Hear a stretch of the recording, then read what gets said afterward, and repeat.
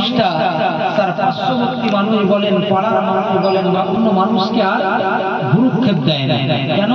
তার একটা অর্থের অহংকার থাকে যে আমার অর্থ আছে, আমি সবার সঙ্গে কেন মেলামেশা করব, মানুষ আমার কাছে আসবে, এরকম হয় না?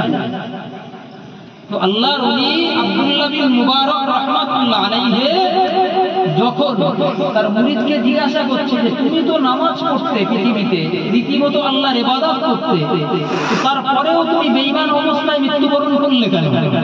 মুরিদ তখন বলছে আমার বেঈমান হালতে মৃত্যুবরণ করার কারণ হচ্ছে দুটো।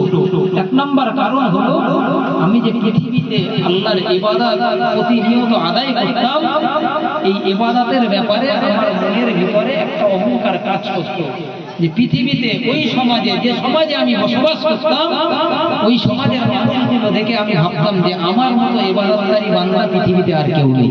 বলুন নাউজুবিল্লাহ।